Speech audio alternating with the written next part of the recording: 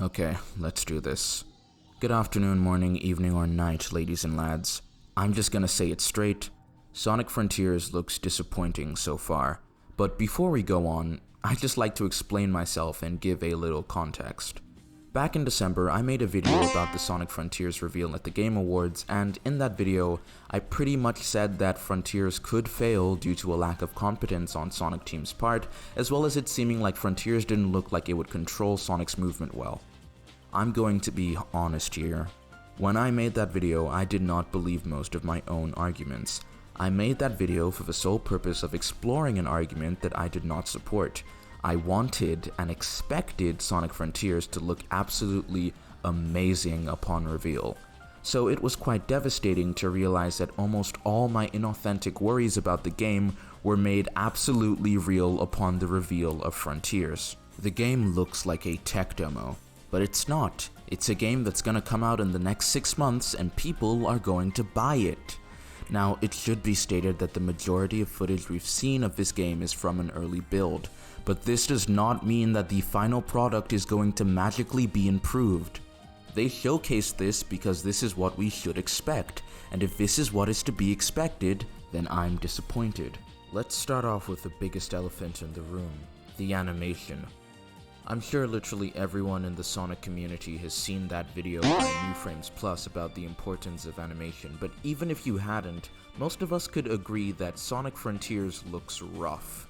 Like really, really rough. Sonic stands in air when attacking enemies, he jilts awkwardly when going up a spiral.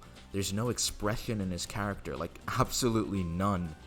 The mid-air tricks Sonic performs look worse than the one from Generations, which, may I remind you, came out 11 years ago. There's just so much wrong here, but fine, it's an early build. It's not like that Defense for Forces was made when it was getting footage out, but whatever.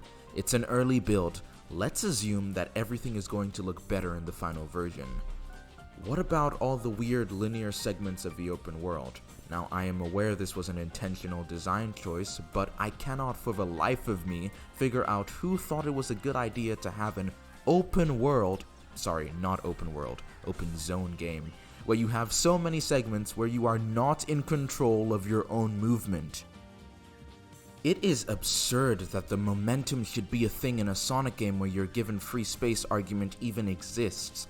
And don't be naive, this momentum is a necessary argument you're hearing a lot more now doesn't come from a critical analysis of what a good open-spaced Sonic game should be, but rather the side of a fanbase that is more than ready to eat up anything Sonic Team spews at them, because criticism is complaining and anyone who bothers to look at the negatives of what they're shown is just a hater. You know, this IGN coverage thing Sonic Frontiers has going throughout the month of June is actually pretty smart. It's like dangling keys in front of babies. Right now, Sonic fans are more excited about seeing information about Sonic Frontiers than the actual game itself, and the game in question releases in less than 6 months. You would think you would have your target player base already up and ready to pre-order, but nope. Sonic Frontiers has effectively divided the fanbase, not because it's that devices, but because for every cool idea you see another horrible idea, and then you think about how the aforementioned cool idea could be executed so poorly because this is Sonic Team. Sonic Team has lowered your standards so greatly that you are now leaping for joy at a game that does not look as terrible as Forces. And I have to say, I almost fell for it too. This marketing BS isn't Sega being incompetent, it's them being smart. These guys know how to market a disappointing game. They're making you crave information on the game, and the information is then revealed, you're overcome by the hype and the possibilities of what could be, that you forget what you're actually excited for. Iizuka's latest interview is something I thought would also be incredibly interesting to mention. There is a lot of interesting words being floated around here, but the mention of wanting to create Sonic Adventure 3 using Frontiers as a base for it? This is a terrible idea, because the adventure games, at least in Sonic's playstyle, are defined by momentum-based linear levels. This is literally the opposite of what Frontiers is, so unless you're planning on completely redefining the adventure formula, why base it off Frontiers? That is, unless this is total BS made to persuade the fans into buying Frontiers by having them associated with something they actually want, but false marketing? Nah, Sega would never! Oh wait, they literally did that 5 years ago. Sonic fans never learn. Now, I don't think Sonic Frontiers is going to be bad. I don't think it's going to be good. I think it's just going to be mediocre. And I have many valid reasons to believe this. All my fears about what this game could be has come true. I want to ask a question to all of the people who genuinely think Frontiers will be amazing. Why? Why do you think that a company that has made nothing but mediocre games for the last 10 years is suddenly going to get it right? Why do you believe that the footage we're seeing being an early build guarantees that the final product is going to be good? Why do you believe a word of the marketing when 5 years ago they teased you with 4 villains and had you fight 2 of them?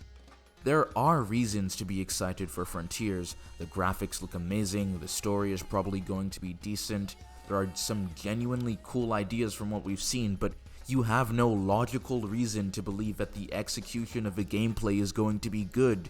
You are being manipulated by smart marketing and smoke and mirrors to be more excited about superficial aspects of a game rather than the core game itself.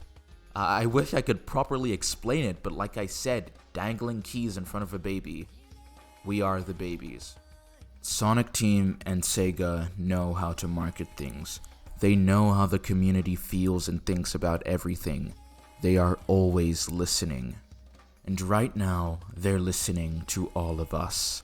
Are we going to tell them that it's okay to release and showcase mediocrity, or are we going to demand that Sonic be held to the same level of respect as other iconic mascots of gaming? Now is the time to complain and bitch about everything that looks wrong, because this is what they're selling us, and they need to know that we want great Sonic games. I'll be talking more about Frontiers as news rolls out, so my mind is open to change, and you should subscribe to see where all of this goes. But so far, right now, Sonic Frontiers looks disappointing.